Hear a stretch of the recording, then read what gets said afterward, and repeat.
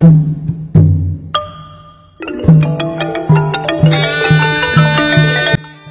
ូមពុទ្ធបរិស័ទទាំងអស់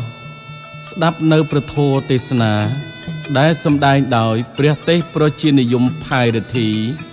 ជាព្រះជាគណៈថ្នាក់កិត្តិយសនិងជាព្រះប្រឡាត់គុនខេត្តគណៈធម្មយុត្តខេត្តបៃលិននិងជាព្រះគ្រូចៅអធិការវត្តអូរអិលខេត្តបៃលិនដូចតទៅប្រសិនបើពុទ្ធបរិស័ទទាំងអស់មានសទ្ធាជ្រះថ្លាចង់ចូលរួមបូជាព្រះធម៌ទេសនាអាចទំនាក់ទំនងលេខទូរស័ព្ទ09 គុត 821 821 07 គុត 821 821 095 821 821 សូមឲ្យពុទ្ធបរិស័ទទាំងអស់ទាំងទីជិតឆ្ងាយទទួលបានតែនឹងពុទ្ធពរព្រះទាំងឡាយ4ប្រការអាយុវណ្ណៈសុខៈពលៈកំបីឃ្លៀងឃ្លាតឡើយសព្វទានណាំងធម្មទានណាំងជានិតិធម្មទានរមែងឈ្នះអស់នៅទានទាំងពួងសូមអនុមោទនា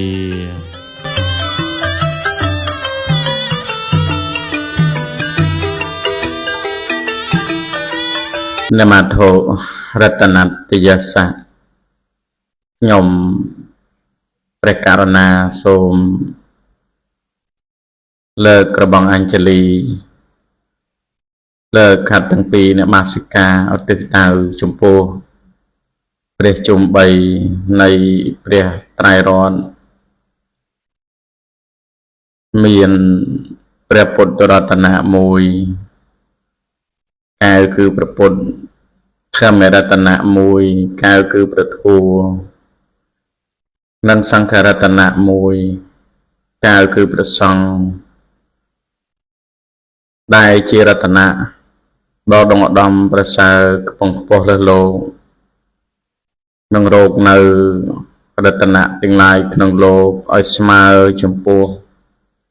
ព្រះពុទ្ធរតនៈព្រះធម្មរតនៈនិងព្រះសង្ឃរតនៈនោះពុំមានឡើយសូមក្រាបថ្វាយបង្គំចំពោះសម្ដេចព្រះអគ្គមហាសង្ឃរាជទាំងពីរគណៈដោយសេចក្តីគោរពដ៏ខ្ពង់ខ្ពស់បំផុត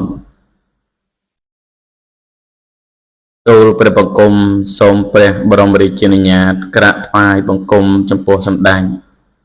ព្រះអភិសិរិយស្កន្ធាមហាសង្ឃរាជាធិបតីតតេឧទិបណ្ឌិតបួគ្រីសម្ដេចព្រះមហាសង្ឃរាជ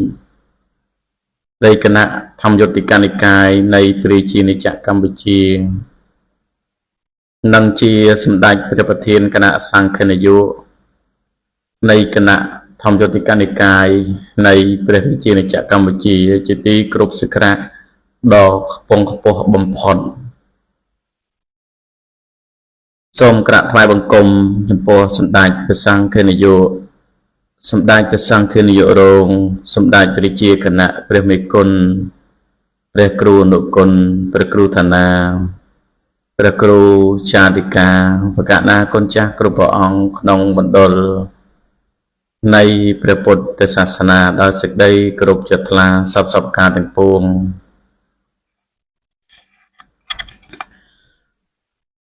សូមចម្រើនពរចំពោះញាតិញោមជាពុទ្ធបរិស័ទមហាពុទ្ធបរិស័ទលោកតាលោកយាយលោកពុកអ្នកម្ដាយបងប្អូនស្រីប្រុសទាំងអស់និងសាវនិកជនកំពុងស្ដាប់ព្រះធម៌ទេសនានៅក្នុងវេលាគ្រាឱកាសនេះដោយសេចក្តីរាប់អានមុនលើសូមចម្រើនពរចំពោះញោមប្រធានទីធម្មការនិងសាសនាគ្រប់រាជធានីខេត្តក្រុងដោយសេចក្តីរាប់អាននៅក្នុងព្រះធម៌នៅក្នុងទិវារាត្រីថ្ងៃនេះទូលព្រះបង្គំខ្ញុំព្រះករុណាអាត្មាភាពព្រះទេសប្រជានិយមផាយរិទ្ធីជាព្រះរាជាគណៈថ្នាក់កិត្តិយសនិងជាព្រះប្រឡាត់គុនខេត្តគណៈធម្មយុត្តខេត្តបៃលិននិងជាព្រះគ្រូចាតិកាវត្តអូរអិលខេត្តបៃលិន ก็បានឱកាសដើម្បីនឹងអរតនីនៅព្រះធម៌ដែលជាអវាទសាសន័យពាក្យព្រានប្រដៅរបស់ព្រះដ៏មានព្រះភិក្ខដើម្បីយកមកប្រកាសសម្ដែងប្រកេនចំពោះព្រះករុណាព្រះគុណម្ចាស់គ្រប់ព្រះអង្គនិងចែកជូនញាតិញោមជាពុទ្ធបរិស័ទប្រុសស្រីទាំងអស់បានជាធម្មទាននារាត្រីនេះចាប់ពីម៉ោង 7 ដល់ម៉ោង 8 ជារៀងរាល់ថ្ងៃផងដែរនៅក្នុងការផ្សាយព្រះធម៌ទេសនានេះគឺផ្សាយចេញអំពីវិទ្យុខ្ញុំពឹងព្រះធម៌ SM 92 MHz ផ្សាយចេញពីវត្តអូរ៉ូអិលខេត្តបៃលិនហើយក៏ធ្វើការផ្សាយបន្តផ្ទាល់ទៅកាន់បណ្ដាស្ថានីយ៍វិទ្យុនានាទូទាំងប្រជាជាតិកម្ពុជាដូចជាវិទ្យុអូតង 97.5 MHz ផ្សាយចេញពីទីរួមខេត្តបៃលិនវិទ្យុសំឡេងចន្ទការភ្នែក SM 97.3 MHz ផ្សាយចេញពីក្រុងសេរីសុភ័ណ្ឌខេត្តបន្ទាយមានជ័យនិងផ្សាយបន្តផ្ទាល់ទៅកាន់វិទ្យុសវែន SM 93.25 MHz ផ្សាយចេញពីក្រុងប៉ោយប៉ែតខេត្តបន្ទាយមានជ័យនិងផ្សាយបន្តផ្ទាល់ទៅកាន់វិទ្យុសំឡេងចន្ទការភ្នែក SM 93.3 MHz ផ្សាយចេញពីទឹកដីខេត្តពោធិ៍សាត់និងផ្សាយបន្តផ្ទាល់ទៅកាន់វិទ្យុសំឡេងចន្ទការភ្នែក SM 94.70 MHz ផ្សាយចេញពីរាជធានីភ្នំពេញនៅក្នុងវេលាគ្រាឱកាសនេះក៏ប្រកាសណាគុណចាស់គ្រប់ព្រះអង្គញាតិញោមពុទ្ធបរិស័ទមហាពុទ្ធបរិស័ទទាំងអស់គ្រប់រូបអាចបើកស្ដាប់ព្រះធម៌ទេសនាបានតាមបណ្ដាវិទ្យុនានាទូទាំងប្រជាជាតិកម្ពុជាដែលសម្ដែងដោយអាត្មាភាពថៃរដ្ឋីព្រះគ្រូចៅអធិការវត្តអូរ៉ូអិលខេត្តបៃលិននៅក្នុងគណៈពេលនេះអាត្មាភាពនៅក៏កំពុងតែនឹងផ្សាយបន្តផ្ទាល់នៃកម្មវិធីណាញាតិញោមណាហើយដោយអាត្មាភាពអវត្តមានប្រហែលថ្ងៃនេះដោយសុខភាពមិនសូវល្អចឹងហើយស្អែកនេះក៏អាត្មាហ្នឹងក៏ទៅពិនិត្យសុខភាពដែរញោមហើយដោយការដែលសម្ដែងធម៌ទេសនានេះពីព្រោះឃើញថាញាតិញោមពុទ្ធបរិស័ទទាំងអស់ហ្នឹងចាំស្ដាប់ពធទេសនាដែលផ្សាយបន្តផ្ទាល់នឹងឯងចឹងហើយបានអាត្មាភាពហ្នឹងក៏ព្យាយាមនឹងចូលរួមសម្ដែងធម៌ទេសនាឲ្យបានញឹកញាប់ខ្លះពីព្រោះញាតិញោមពុទ្ធបរិស័ទក៏ចង់ស្ដាប់ពធទេសនាហ្នឹងផ្សាយបន្តផ្ទាល់នៃកម្មវិធីផងដែរដូច្នេះនៅក្នុងថ្ងៃនេះក៏ញាតិញោមពុទ្ធបរិស័ទក៏បានជ្រាបអំពីកម្មវិធីទេសនាតាមវិទ្យុពិតណាស់កម្មវិធីអាត្មាភាពនេះសង្ឃឹមជឿជាក់លើញាតិញោមពុទ្ធបរិស័ទទាំងស្រុងប្រសិនបើអត់មានញាតិញោមពុទ្ធបរិស័ទទាំងអស់ជួយទំនុកបំរុងឧបត្ថម្ភជួយបង់ផ្សាយពធទេសនាដូចជាជួយទេសនាតាមវិទ្យុជួយបង់ប៉ុស្តិ៍វិទ្យុជួយភ្លើងក្នុងការផ្សាយពធទេសនាទេកម្មវិធីអាត្មាហ្នឹងក៏មិនអាចដំណើរការទៅបានល្អប្រសើរដែរនឹងឯងចឹងសូមញាតិញោមពុទ្ធបរិស័ទប្រុសស្រីទាំងអស់ដែលបានលើសូមអញ្ជើញចូលរួមប៉ុណ្ណាជាបន្តផងដែរដើម្បីឲ្យកម្មវិធីអាត្មាភាពនឹងដំណើរការទៅបានឥឡូវនេះក៏ចិត្តដាច់ខែទៀតហើយញាតិញោមថ្ងៃនេះជាថ្ងៃអង្គារ10កើតខែចេសឆ្នាំមមីអត្តស័កពុទ្ធសករាជ2570ត្រូវថ្ងៃទី26ខែឧសភាឆ្នាំ2026ដោយនៅក្នុងគណៈពេលនេះក៏ញាតិញោមចាំស្ដាប់នៅព្រះធម៌ ដែលថ្មភាពនឹងលើកមកសម្ដែងនៅបន្តិចទៀតនេះប្រធានបទថ្ងៃនេះនឹងបកស្រាយទាក់ទងអំពីរឿងទូនាទីរបស់កូនចៅប្រុសស្រីចំពោះលោកឪពុកអ្នកម្ដាយណាចំ5ប្រការញោមស្ដាប់ម្សិលមិញបានស្ដាប់អំពីទូនាទីរបស់កូននឹងខ្លះឥឡូវនេះអាភាពនឹងបកស្រាយទាំង5ចំណុចដែលជាទូនាទីរបស់កូនចៅប្រុសស្រីត្រូវបំពេញដើម្បីតបស្នងសងគុណចំពោះលោកអ្នកមានគុណជាបុព្វការីជនបានចិញ្ចឹមបីបាច់ថែរក្សាយើងរហូតដល់បានប៉ុណ្ណេះមុននឹងសម្ដែងក៏សូមបណ្ឌបាតញាតិញោមទាំងអស់ណាញោមចង់ចូលរួមអីក៏សូមអញ្ជើញមកបូជាធម៌ទេសនាតាមប៉ុស្តិ៍វិទ្យុញោមតាមភូមិតាមឃុំស្រុកក្រុងខេត្តនានាអញ្ជើញណាញោមជាពិសេសខ្ញុំឧបត្ថម្ភអាត្មាសូមញោមជួយរៃបច្ច័យផងហើយញោមដែលស្ដាប់ហ្នឹងចង់ចូលរួមជាមួយអាត្មាក៏អាចទំនាក់ទំនងអាត្មាភាពផ្ទាល់ក៏បានឬក៏ទំនាក់ទំនងញាតិញោមពុទ្ធបរិស័ទដែលគាត់អ្នកទទួលបច្ច័យក៏បានលេខអាត្មាភាពផាយរទ្ធីព្រះគ្រូចារិកាវត្តអូរអិលខេត្តបៃលិនហ្នឹងលេខទូរស័ព្ទ09 កុដ821 07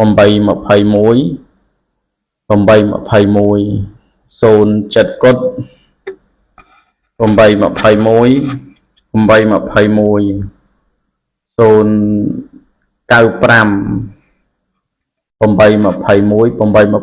ផងឥឡូវនេះគណៈពេលនេះគឺញាតិញោមអាចខលមកបានផងthì ថ្ងៃនេះថ្ងៃទី26ហើយសិនដាច់សពប្រហែលថ្ងៃទៀតទេក៏ដល់ថ្ងៃបងប៉ុស្តិ៍វិទ្យុទៀតហើយហ្នឹងហើយញាតិញោមញាតិញោមចង់ចូលរួមអីក៏សូមអញ្ជើញមកផងមានឈ្មោះពុទ្ធបរិស័ទដែលត្រូវអានហ្នឹងក៏បានក៏អាចចូលរួមបានហ្នឹងក្រែងញាតិញោមខ្លះក៏មានឈ្មោះពុទ្ធបរិស័ទដែលបានចូលរួមជាមួយណាបងអាត្មាភាពហ្នឹងក៏បានដឹងជ្រាបអំពីបរិបត្តិសពថ្ងៃនេះញាតិញោមក៏លំបាកដែរព្រោះញោមខ្លះក៏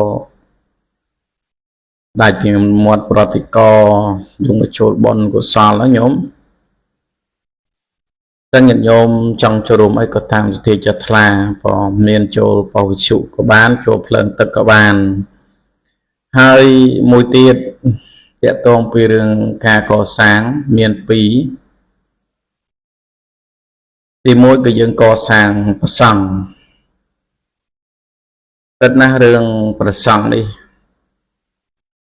រស់បានដោយសារញាតិញោមចិញ្ចឹមជីវិត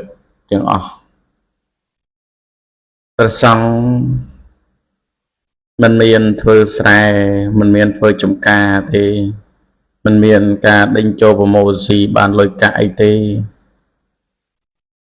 គឺលោករស់បានដោយសារញាតិញោមចិញ្ចឹមជីវិតទាំងអស់ដូច្នេះជីវិតប្រចាំថ្ងៃរបស់ព្រះសង្ឃពឹងលើញាតិញោមអ្នកធ្វើចង្ហាន់លោកប្រគេនលោកប្រសិនបើពុទ្ធបរិស័ទញាតិញោមទាំងអស់ចង់ចូលរួមចង្ហាន់ព្រះសង្ឃអាចទំនាក់ទំនងតាមរយៈអាត្មាភាពផៃរធីព្រះគ្រូចតិកាវត្តអូរអិលខេត្តបៃលិនចង្ហាន់ព្រះសង្ឃក្នុងមួយពេលហ្នឹងគឺ50000រៀលញាតិញោមមួយពេលណាញាតិញោមណាហ្នឹងហើយពីព្រោះព្រះសង្ឃលោកទៅបិណ្ឌបាតពេលខ្លះក៏បានគ្រប់គ្រាន់ពេលខ្លះក៏អត់គ្រប់គ្រាន់ជាពិសេសនៅខាងជាដែនហ្នឹងតែម្ដងព្រះសង្ឃលោកបិណ្ឌបាតអត់សូវបានទេបងពីព្រោះញាតិញោមខ្លះក៏គាត់អត់នៅផ្ទះញោមខ្លះក៏គាត់ទៅធ្វើជាការស្រែអស់ទៅក៏អត់សូវមានពុទ្ធបរិស័ទណាគាត់សូវនៅផ្ទះអញ្ចឹងការនិមន្តបិណ្ឌហ្នឹងអត់សូវបានចង្ហាន់ទេនឹងមកវិញហ្នឹងញាតិញោមក៏ធ្វើមហូបធ្វើមហាបន្ថែមសម្រាប់ប្រគេនដល់ព្រះសង្ឃបន្តដូច្នេះ មានតែពុទ្ធបរិស័ទទាំងអស់ដែលកំពុងស្ដាប់តាមវិទ្យុនេះហើយក៏ពីព្រោះអាត្មាភាពជឿជាក់ថាញាតិញោមស្ដាប់ច្រើនក៏កម្មវិធីអាត្មាភាពផែរធីប្រគល់ចិត្តការវត្តអូរអលខេត្តប៉លិនជាវត្តស្ថិតនៅក្នុងទឹកដីជីដែនកម្ពុជាថៃហ្នឹងហើយអញ្ចឹងញាតិញោមបានជ្រាបហើយបរិបត្តិសពថ្ងៃនេះក៏មិនទាន់បានស្រួលបួនល្អប្រសើរនៅឡើយទេសេដ្ឋកិច្ចក៏មិនសូវសម្បូរអញ្ចឹងមានតែពឹងពាក់ញាតិញោមតាមផ្ទះតាមគ្រាឋាននៅកំពុងស្ដាប់ក្រែងញាតិញោមស្ដាប់ពធទេសនាទៅរឿងអាណិតប្រសង់នៅការអាណិតប្រសង់នេះគឺគាត់តែគិតថាអាណិតលោកបានបុណ្យច្រើនណាស់ញាតិញោមបានបុណ្យមកដែរមិនទាន់ញាតិញោមធ្វើចង្ហាន់ទៅប្រគេនលោកមិនទាន់ញាតិញោមបានប្រគេនបច្ច័យ4លោកមិនទាន់បានចាត់ចែងប្រគេននៅឡើយទេគ្រាន់តែថាចិត្តនឹងជ្រះថ្លាហើយអាណិតអសូរដល់ប្រសង់ហ្នឹងហើយអញ្ចឹងគាត់តែប៉ុណ្ណឹងបុណ្យនឹងកើតឡើងបាត់ហើយបុណ្យកើតឡើងតាមផ្លូវចិត្តតែតែគិតនឹកអាណិតប្រសង់ប៉ុណ្ណឹងហ្នឹងហើយអញ្ចឹងបុណ្យនឹងកើតអញ្ចឹងញាតិញោមចោះតម្រាំញាតិញោមបាននាំចង្ហាន់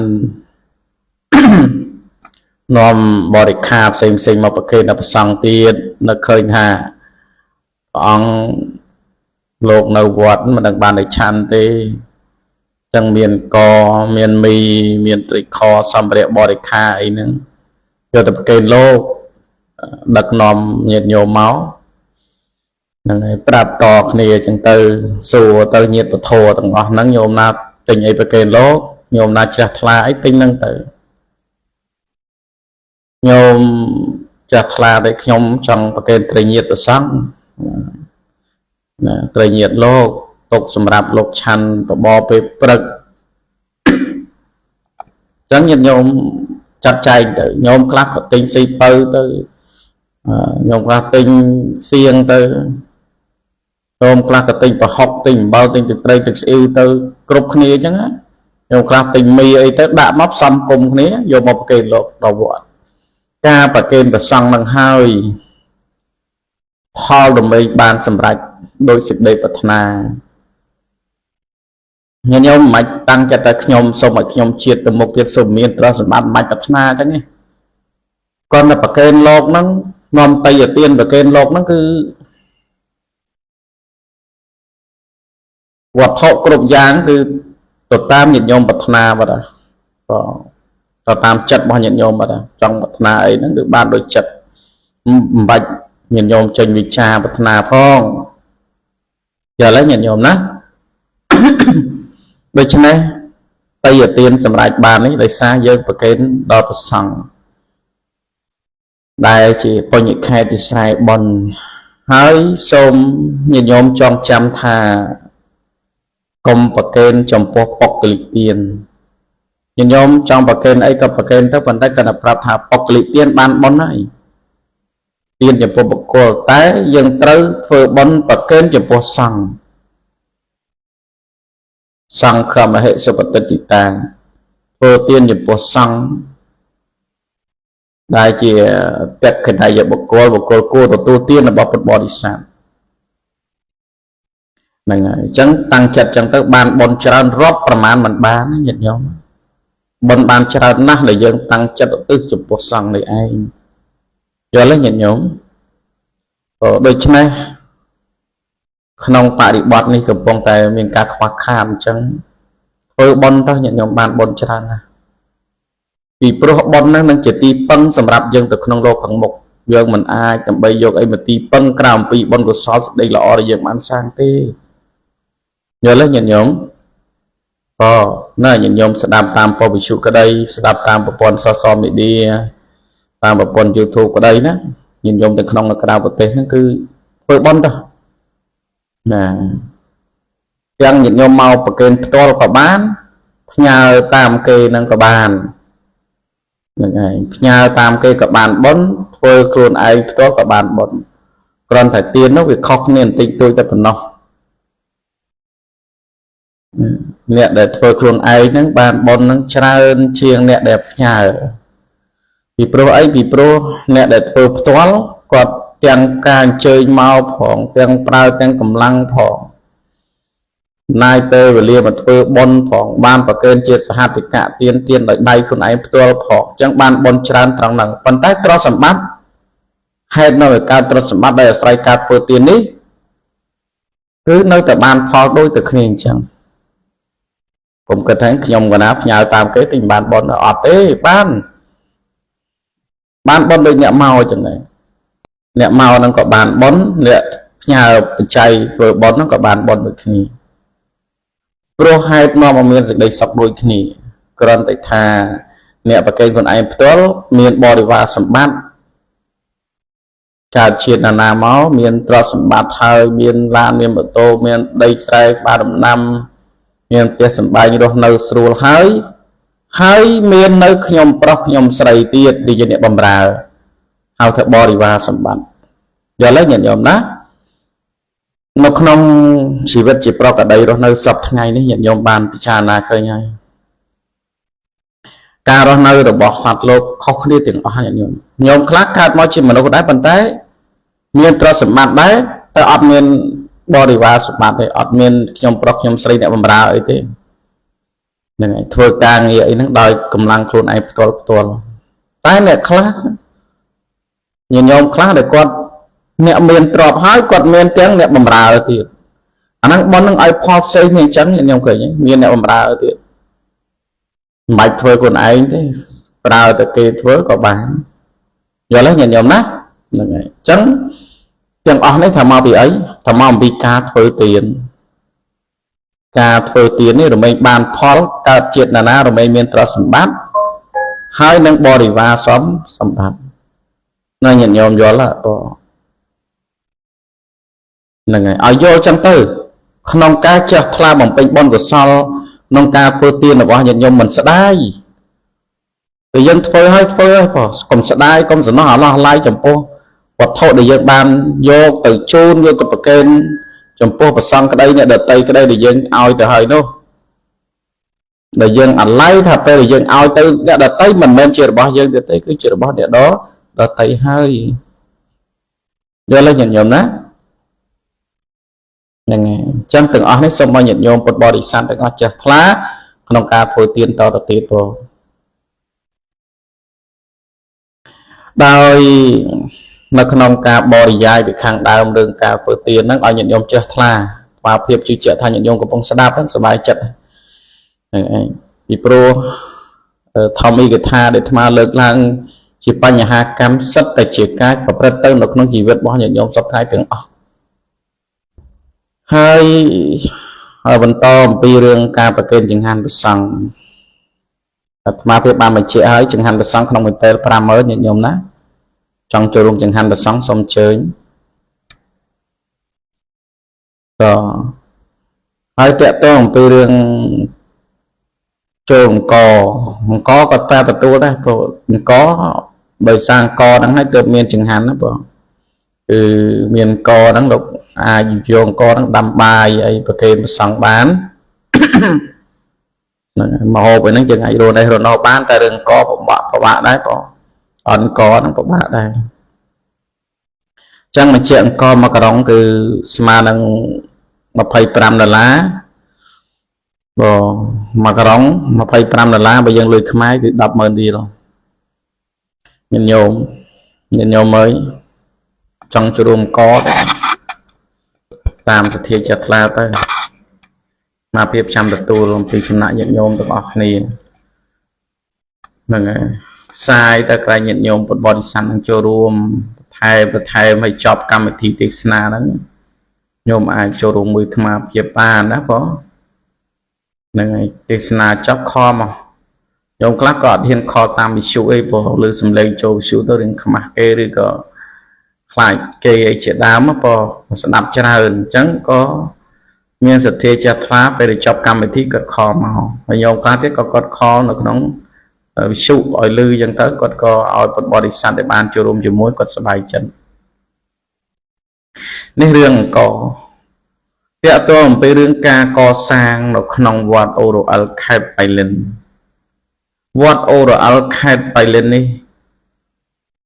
ก็สร้างឡើងនៅឆ្នាំ2010ដោយថ្មភាពប្រគ្រូចតិកាវត្តអូរអិលខេត្តប៉ៃលិនផ្ទាល់តែម្ដងជាវត្ត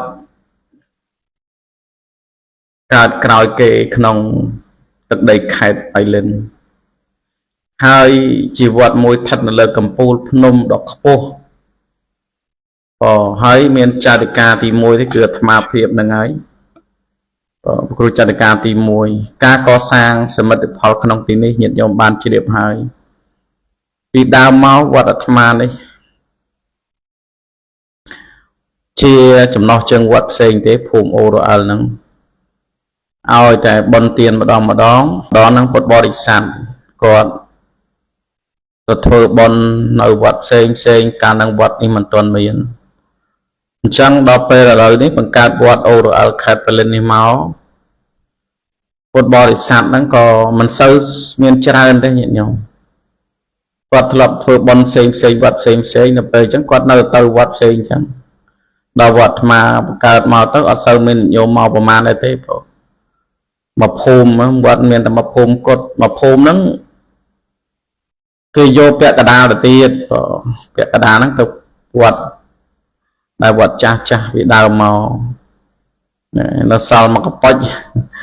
នៅគេភ្នំហ្នឹងអញ្ចឹងពុទ្ធបរិស័ទហ្នឹងមិនសម្បូរទេញាតិញោមហើយថ្ងៃសិលហ្នឹងនិយាយតាចាស់4-10នាក់ហ្នឹងអស់ហើយមកហ្នឹងបានចង្ហាន់មួយស្រាក់ពីរស្រាក់អីប៉ុណ្្នឹងឯងសូវមានញាតិញោមប្រហែលទេហើយគាត់ពិបាកឡើងផងលើភ្នំផងចឹងបានជាអាត្មាភាពនឹងទេសនាតាមវិទ្យុនឹងចិត្តទៅអូនតឯណាប្រាប់ញាតិញោមឲ្យបានជ្រាបទៅគម្ពីរថាវត្តអាត្មាហ្នឹងជាវត្តដែលស្ថិតនៅលើកំពូលភ្នំហើយមិនសូវមានញាតិញោមណាបានអញ្ជើញមកប្រហែលទេដូច្នេះរឿងការកសាងនេះបានអាត្មាភាពហ្នឹងពុទ្ធបរិស័ទសិតទីចិត្តឆ្ងាយទាំងអស់ពេលខ្លះមកពីប៉ៃលិនទៅហើយវត្តអាត្មាហ្នឹងចេញពីប៉ៃលិនមកជិត20គីឡូដីញោមចេញពីខេត្តទីរំខេត្តប៉ៃលិនមកជិត20គីឡូដីណាហើយវត្តនៅលើភ្នំចកាគេនៅព័ទ្ធជុំវិញទាំងអស់កើតវត្តក្នុងព្រៃណាញាតិញោមហើយមិនសូវមានញាតិញោមពុទ្ធបរិស័ទចូលរួមប្រមាណទេគាត់ថាឃើញញាតិញោមខ្លះក៏ទាំងព្រះអង្គអូរអិលអង្គផាយរទ្ធីឃើញញាតិញោមបុណ្យមកច្រើនណាបុណ្យម្ដងហ្នឹងគឺញាតិញោមមកណែនតាត់ពេញវត្តហ្នឹងហើយអញ្ចឹងចង់បញ្ជាក់ថាមកហ្នឹងមកថ្ងៃបុណ្យហ្នឹងទេហើយមកហ្នឹងមិនមែនមកញាតិញោមចំណោះជើងវត្តច្រើនហ្នឹងទេអត់ទេសុទ្ធតែឆ្ងាយទីចិត្តឆ្ងាយទាំងអស់ទាំងញាតិញោមភូមិអូរអិលហ្នឹងគាត់ចូលរួមដែរប៉ុន្តែមិនសូវច្រើនខាងប៉ៃលិនក៏មកចឹងទៅខាងខេត្តផ្សេងដូចជាពោធិ៍សាត់បាត់ដំបងប្រទេសមានជ័យញោមខ្លះពីភ្នំពេញអីជាដើមមកញោមខ្លះក៏លឺតាមប៉ុវិសុហ្នឹងក៏អណិតក៏មកចឹងទៅរាប់បានប្រសង់បានច្រើនចឹងទៅបើឲ្យសង្ឃឹមទាំងស្រុងពុទ្ធបរិស័ទនៅទីនេះមិនសូវសម្បូរទេញាតិញោមណាដូច្នេះក៏ក្នុងការកសាងមានពឹងពាក់លើញាតិញោមពុទ្ធបរិស័ទទីជិតឆ្ងាយនឹងហើយបញ្ជាអំពីការកសាងវត្តអូរអិលនេះឥឡូវនេះកំពុងកសាងដងទឹកញាតិញោមចូលដងទឹកការកសាងដងទឹកឲ្យទឹកជាទានកើតជាណានារមែងមានចិត្តតិចហើយសុខសប្បាយគេចូលចិត្តច្រើនគេស្រឡាញ់រាប់អានច្រើនហ្នឹងហើយគេចង់រស់នៅជាមួយច្រើនថាដល់អំណាចអីគេឲ្យទឹកជាទានហ្នឹងក៏សាងដងញោមណាដងទឹកអាត្មានេះតម្លៃដងទឹក$1000ស្មើនឹង4លានរៀលក្នុងមួយដងហ្នឹងហើយរួមទាំងបរិខាដែលត្រូវមានខ្សែភ្លើងវីយ៉ូផងអីផងចូល$1500ណាព្រោះ stand ទឹកអីផងបងអញ្ចឹងអស់ច្រើនអញ្ចឹងហើយញាតិញោមសូមអញ្ជើញចូលរួមដងទឹកដោយសទ្ធាទៅបងហើយកសាងដងទឹករួចកសាងនៅដីទី1ដឹកដីដាក់ចាក់ជុំវិញទីធ្លាកន្លែងព្រះពុទ្ធរូបសូមចម្រើនពរថាក្នុងមួយឡានហ្នឹង50000រៀលញោមណាជី ទិញដីសម្រាប់ដាក់កន្លែងព្រះពុទ្ធរូបព្រះអង្គធំអញ្ចឹងញាតិញោមពុទ្ធបរិស័ទនឹងអញ្ជើញចូលរួម1,50,000 រៀលទី2ជាវដីសម្រាប់ធ្វើវត្តបន្តដី1ការ៉េ$5ស្មើនឹង20,000 រៀលដែរ$5 20,000 រៀលក្នុង1ការ៉េញាតិញោម1ម៉ែត្រការ៉េយល់ទេញាតិញោមហ្នឹងញាតិញោមចូលរួមកសាងអីហ្នឹងតាមសទ្ធាជ្រះថ្លាទៅហើយមានចូលរួមបត្រៃបីដកហើយចូលរួមព្រះពុទ្ធរូបព្រះអង្គបរិនិព្វានហើយទៀតឆ្នាំលាបពោទឹកមាសលាបព្រះពុទ្ធរូបខ្ញុំអាចចូលរួមបានដោយសទ្ធាជ្រះថ្លាហើយចំណែកការ៉ូសម្រាប់ក្រាលព្រះពុទ្ធរូបព្រះអង្គធំមកភាពនឹងចាប់ដើមក្រាលខាងមុខនេះហើយពីព្រោះឆ្នាំនេះគឺបង្ហើយឲ្យហើយតែម្ដងពោះទោះបីជាយ៉ាងណាក៏ធ្វើឲ្យហើយប្រព័ន្ធភាសាមួយជាងហើយក៏ឆ្លងចឹងទៅតាមឲ្យបច្ច័យគេក៏បានដែរខ្ញុំព្រោះត្រូវទៅធ្វើឲ្យហើយដល់ឆ្នាំនេះតែម្ដងហ្នឹងហើយអញ្ចឹងញាតិញោមពុទ្ធបរិស័ទនឹងបានជ្រាបការ៉ូមួយកេសគឺ$10ស្មើនឹង40,000 រៀលការ៉ូមួយកេសប៉ុណ្ណា$10ស្មើនឹង40,000 រៀលហ្នឹងហើយអញ្ចឹងសូមញាតិញោមអនុមោទនាចូលរួមមកប៉ុណ្ណាសូមអនុមោទនាពេលវេលា1ម៉ោងសល់ជិតកន្លះម៉ោងដែរអញ្ចឹងទៅសល់20នាទីមកភាពនឹងសម្ដែងពធទេសនាដើម្បីចែកជូនញាតិញោមពុទ្ធបរិស័ទស្ដាប់ខ្លះហើយយល់អំពីរឿងទូនាទីភារកិច្ចរបស់កូនចៅប្រុសស្រីដែលបានត្រូវតែតបស្នងសងគុណចំពោះលោកអ្នកដែលមានគុណមានលោកពុកអ្នកម្ដាយដែលមានទូនាទីរបស់កូននឹង5យ៉ាងញាតិញោមចាំស្ដាប់ណាតើ5យ៉ាងនោះយ៉ាងម៉េចព្រះសម្មាសម្ពុទ្ធព្រះអង្គសម្ដែងទូនាទីរបស់កូន5យ៉ាងដែលត្រូវសង្គ្រោះដល់ឪពុកម្ដាយទី1លោកអ្នកដែលមានគុណមានឪពុកអ្នកម្ដាយដែលបានចិញ្ចឹមយើងហើយយើងក៏បីចិញ្ចឹមគាត់វិញដោយថ្នាបលើកពីខាងដើមអញ្ចឹងចិញ្ចឹមដោយធម៌2យ៉ាងទី1ចិញ្ចឹមដោយបច្ច័យ4មានសម្ពត់អាវស្លៀកពាក់ជូនគាត់មានបាយទឹកនំចំណីជូនគាត់ហើយមាននៅផ្ទះសម្បែងជូនគាត់មាននឹងថ្នាំកែរោគពេលគាត់ចាស់ជរានឹងជូនគាត់គិតឈឺអញ្ចឹងកូនចៅប្រុសស្រីនឹងត្រូវតែចិញ្ចឹមមើលថែគាត់ចិញ្ចឹមឲ្យមើលថែទៀតមើលថែនឹងមានតាំងពីការច្បាច់គក់ការងូតទឹកជូនគាត់បោកសម្លៀកបំពាក់ជូនគាត់ហ្នឹងគឺការមើលថែគាត់ឲ្យដូចការដែលគាត់មើលថែយើងអញ្ចឹងអាហ្នឹងយើងតបស្នងសងគុណណាតបគុណហ្នឹងហើយតបគុណគាត់អញ្ចឹងទៅនេះគឺយើងត្រូវធ្វើហ្នឹងដោយបច្ច័យ4ហ្នឹងជូនគាត់អញ្ចឹងទី1តបទៅដោយថែរក្សានៅទឹកចិត្តរបស់គាត់តើថែរក្សាយ៉ាងម៉េចធម្មតាឪពុកម្ដាយយើងគាត់មិនចង់ឃើញកូនចៅប្រុសស្រីនឹងឆ្លោះទាស់ទែងគ្នាទេគាត់ចង់ឃើញឲ្យកូនចៅនឹងចេះស្រឡាញ់គ្នាចេះរាប់អានគ្នាគោរពគ្នាទៅវិញទៅមកនៅក្នុងក្រុមគ្រួសារបងប្អូនកូនចៅរបស់គាត់អត់ចង់ឃើញកូនចៅឆ្លោះគ្នាទេអញ្ចឹងយើងត្រូវថែរក្សាទឹកគាត់កូនចៅថែរក្សាទឹកចិត្តគាត់យើងកុំឆ្លោះគ្នាឲ្យគាត់ដឹងបាទនិយាយឲ្យចំថាកុំឆ្លោះគ្នាតែម្ដងញញឹមអារឿងការឆ្លោះប៉ះគ្នាទៅវិញទៅមកហ្នឹងវាមិនអត់ទេរឿងចាននឹងរាវនឹងចានណាបងកងប៉ះទាំងកិច្ចគ្នាដាប់ថ្មិញកងប៉ះគ្នាមិនថាអត់ទេសំបីប្តីប្រពន្ធក៏មានពេលឆ្លោះគ្នាមួយពេលដែរហ្នឹងហើយប៉ុន្តែយើងធ្វើមិនក៏ដោយរក្សាការពារមិនឲ្យឪពុកម្ដាយយើងឃើញទង្វើដែលទាំងអស់ហ្នឹងទេ ទៅបីប្រកែកគ្នាតិចតួចក៏ដោយយើងកូនចៅទាំងអស់ចេះស្រឡាញ់បងចេះស្រឡាញ់ប្អូនគោរពគ្នាទៅតាមទូនាទីរបស់ខ្លួនប្អូនក៏ធ្វើគោរពបងនឹងក៏មេត្តាណិតសូរដល់ប្អូនជាដើមទៅហើយនិយាយភាសានឹងជាពេយៈវាចាពិរោះពិសាប្រកាន់គ្នានឹងគ្នាហ្នឹងហើយចឹងពុកម្ដាយយើងកាលណាបើកូនចៅចេះស្រឡាញ់គ្នារាប់អានគ្នាអត់ឆ្លោះទាស់ទែងគ្នាខ្វែងគំនិតគ្នាឯងមឹងឯងហងគាត់មិនសប្បាយចិត្តទេសប្បាយចិត្តគាត់អាយុវែងទៀតហើយគាត់ទៅសើប្រាប់អ្នកដតីថាកូនខ្ញុំមិនដែលចេះឆ្លោះគ្នាទេកូនខ្ញុំល្អណាស់ខ្ញុំសាងបុណ្យបានបុណ្យល្អណាស់វិជាតិបុណ្យមិនដឹងធ្វើបុណ្យអីតាមជាតិនេះខ្ញុំល្អបានកូនល្អហ្នឹងគាត់ទៅសើប្រាប់គេណាទោះបីមិនទៅសើប្រាប់គេក៏គេឃើញអំពីទង្វើរបស់កូនចៅដែរយល់ទេញាតិញោមណាអញ្ចឹងយើងកុំឆ្លោះគ្នា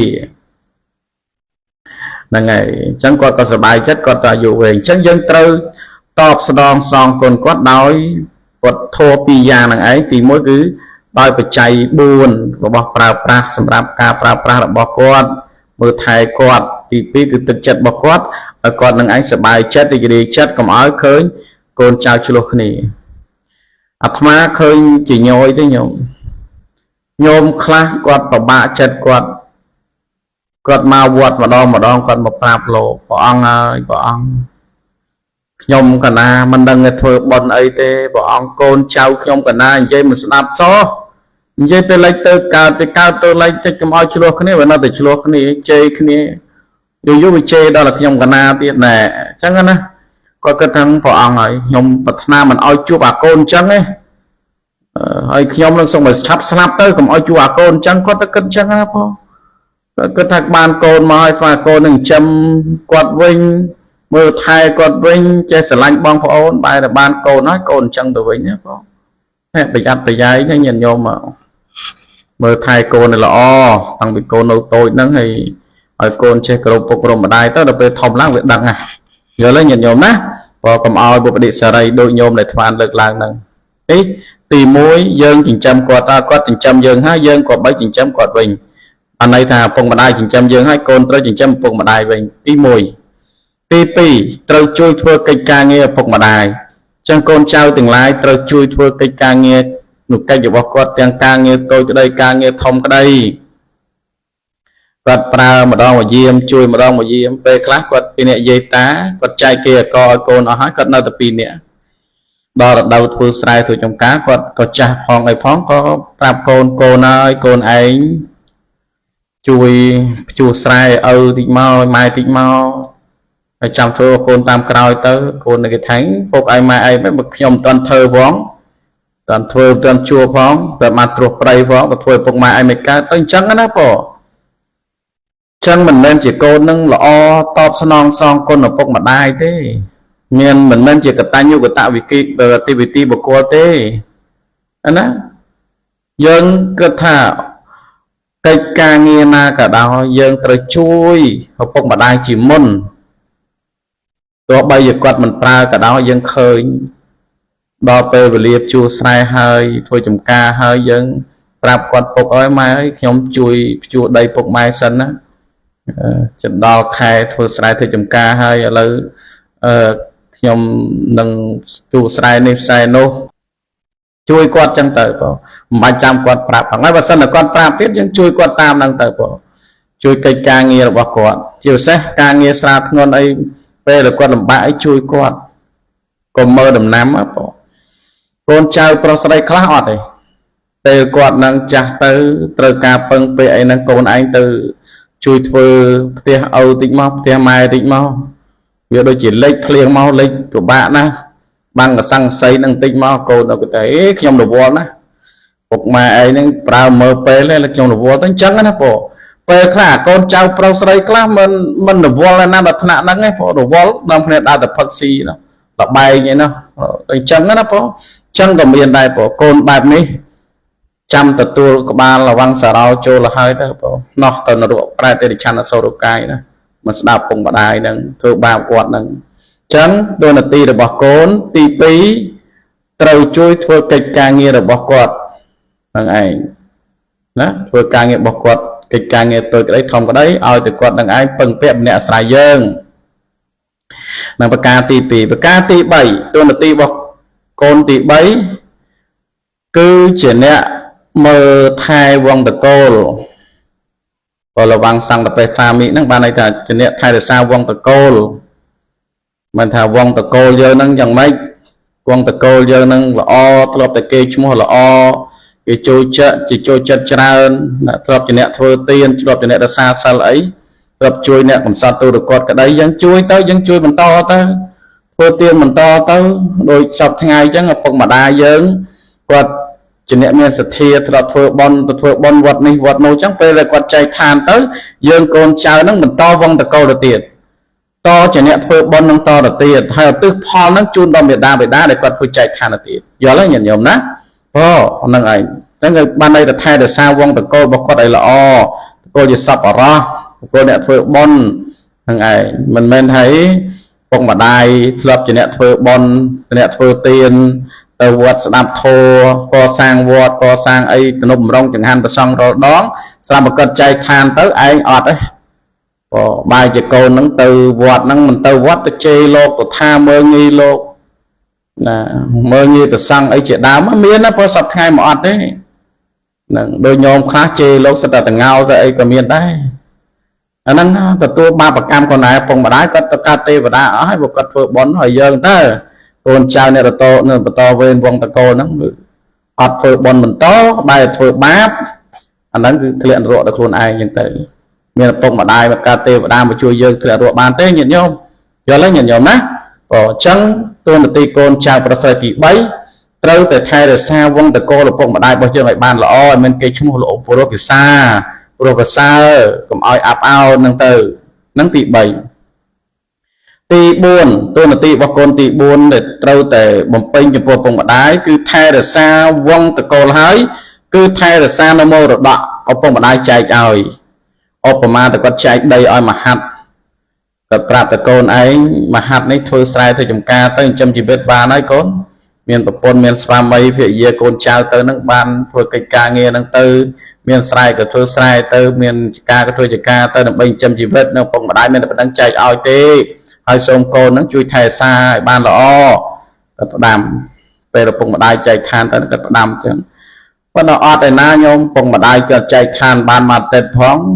ស្រាប់តែនាំគ្នាលក់អស់លីងទៅដីគេក៏ឪពុកម្ដាយមហាត់ពីរហាត់នឹងលក់លេងលបែងផងលក់ដើរចាយហឺហាផងចុងក្រោយអស់រលីងទៅនឹងហើយដែលកូនចៅមិនបានធ្វើទៅតាមតួនាទីរបស់ខ្លួនអញ្ចឹងតួនាទីរបស់កូនចៅប្រុសស្រីទី4ចំពោះឪពុកម្ដាយគឺត្រូវតែថែរក្សាគេមរតកឪពុកម្ដាយបានល្អប្រសើរយល់ហើយញាតិញោមណាក៏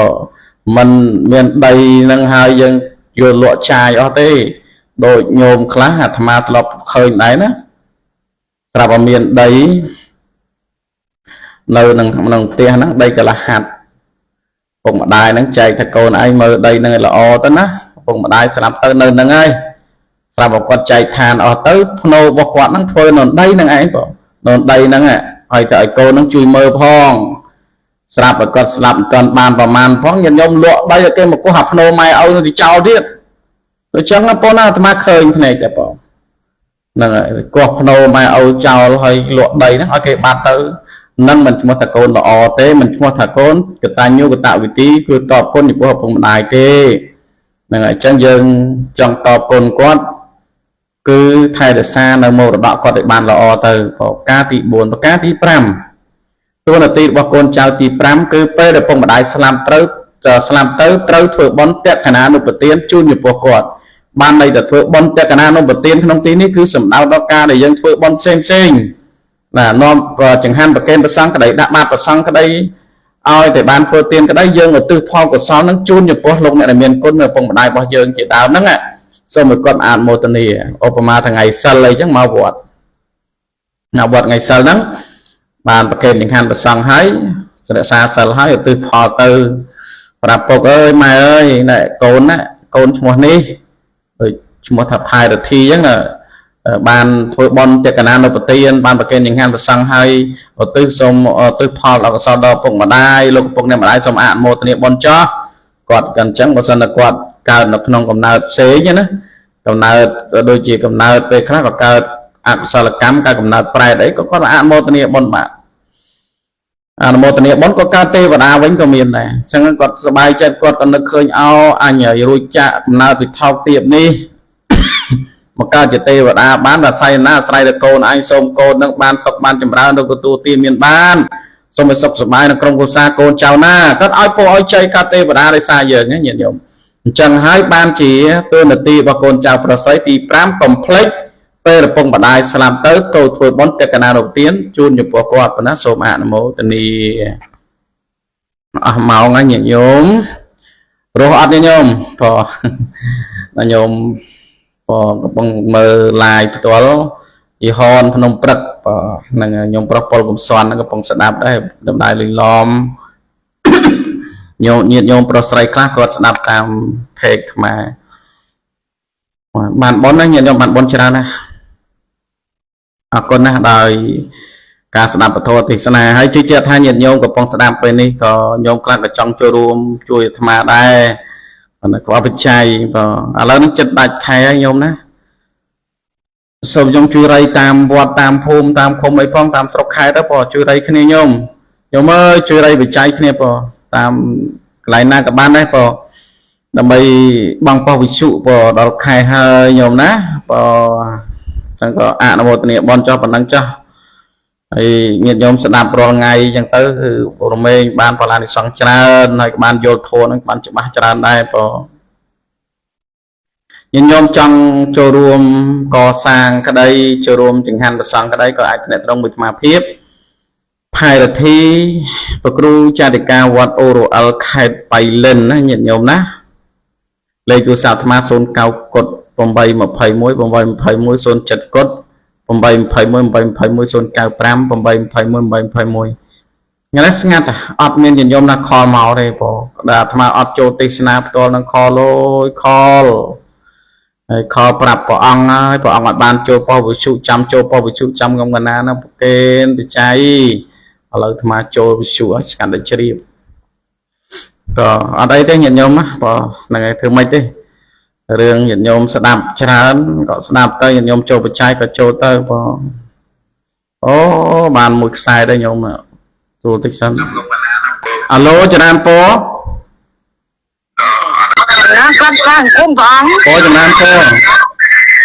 មិនតិចទេបងតើយាយវៀនណាបងពរតើយាយវៀនបងតើយាយវៀនបងឲ្យចូលរួមឲ្យខ្លះញោមមានឲ្យចូលរួមទេបងទូទៅតើយាយវៀនចូលបច្ច័យចង្ហាន់50000បងលោកទេសនា150បងទៀតហ្នឹងថាអីនោះដែរទៀតបង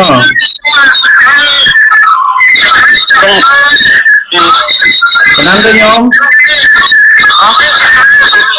150បងតែ4ព្រះអង្គ5ពឿនបង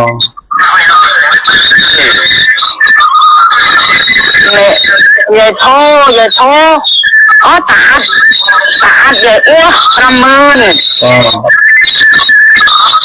យាយធោកូនចៅ20000បងយាយតែ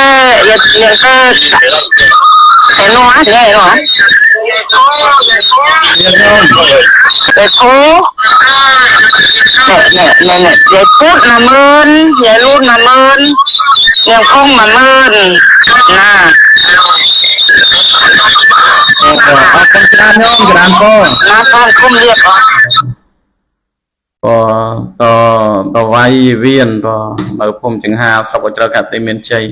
ញោមចង់ស្ដាប់ឮតាមចេញពីវិទ្យុអញ្ចឹងអាត្មាហ្នឹងសូមចម្រើនពរថាចូលវិទ្យុហ្នឹងញោមកុំពេលដែលចូលហើយញោមបិទវិទ្យុសិនទៅកុំឲ្យឡងចូលអញ្ចឹងឮអត់ស្ដាប់គ្នាអត់បានទេដូចញោមមិញអត់ស្ដាប់គ្នាអត់បានទេញោមហ្នឹងឮវ៉ែទៅតាមហ្នឹងឯងគឺញោមស្ដាប់តាមទូរស័ព្ទស្ដាប់តាមទូរស័ព្ទទៅបិទវិទ្យុទៅឮផ្សាយនឹងឮច្បាស់អរគុណហ្នឹងហើយអញ្ចឹងប្រហែលប៉ុណ្ណឹងទៅចាស់ហើយអាត្មាភាពមានឈ្មោះញោមចូលរួមខ្លះដែរផងឯហ្នឹង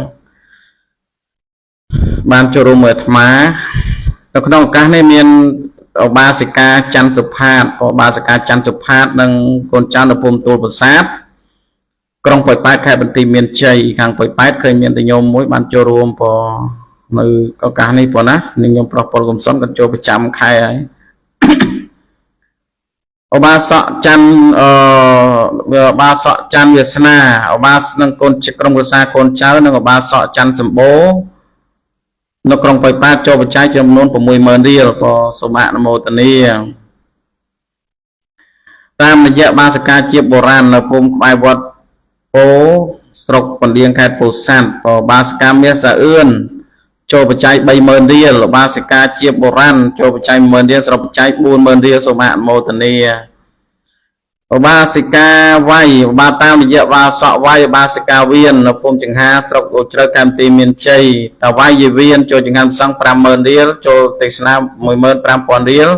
អូនអ៊ីប្អូនខឿនចូលបច្ច័យ 20000 រៀលម៉ែពុតក៏ចូល 10000 រៀលនាងផុនចូល 3000 រៀលយាយផោចូល 20000 រៀលយាយអាសចូលយាយអស់ក៏ចូល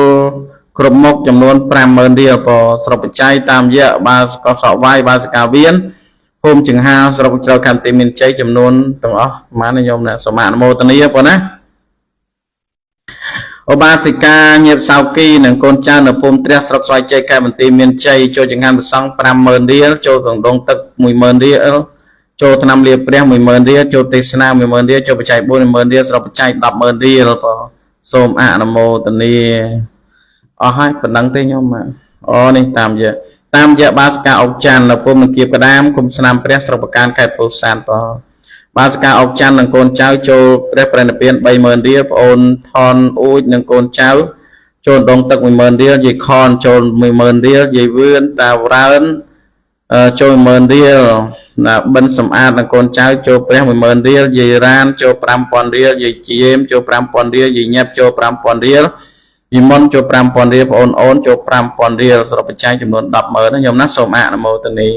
អញ្ចឹងពេលវេលា1ម៉ោងអស់ហើយញាតិញោមពុទ្ធបរិស័ទទាំងអស់ទាំងចង់ចូលរួមកសាងព្រះពុទ្ធរូបក្តីចូលដងទឹកក្តីចូលកសាងដីក្តីឬចូលបុណ្យការប្រាក់សាមគ្គីក្តីប៉ុណ្ណាហើយនឹងចូលទានប្រសាហ្នឹងក្នុងមួយគូគឺតម្លៃ 100,000 រៀលញាតិញោមទានប្រសាមួយគូ 100,000 រៀលញាតិញោមចង់ចូលរួមទានប្រសាហើយចំណែកផ្កាប្រាក់សម្បត្តិបត្តិផ្កាប្រាក់មួយដើមផងញោមណាប្រមាណតាមសទ្ធាទៅចូលផ្កាប្រាក់ញោម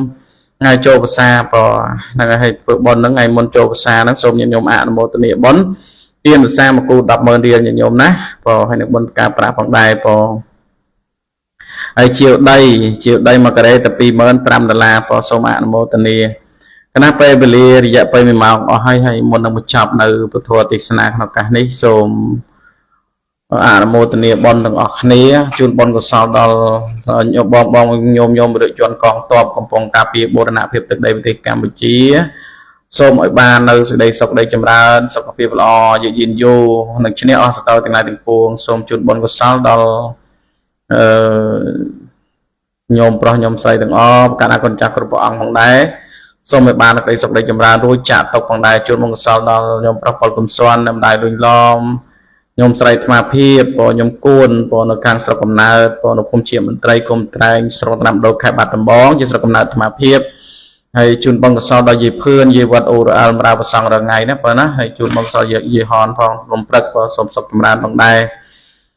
នៅក្នុងឱកាសនេះអាត្មាភាពផែរធីប្រគ្រូចតិកាវត្តអូរអលខេត្តបៃលិនសូមនមស្ការលាចម្រើនពរលាជួបខ្ញុំគណៈអាត្មាភាពថ្ងៃស្អែកជាបន្តទៀតទៅតាមពេលវេលារបស់ដែលសូមអនុមោទនា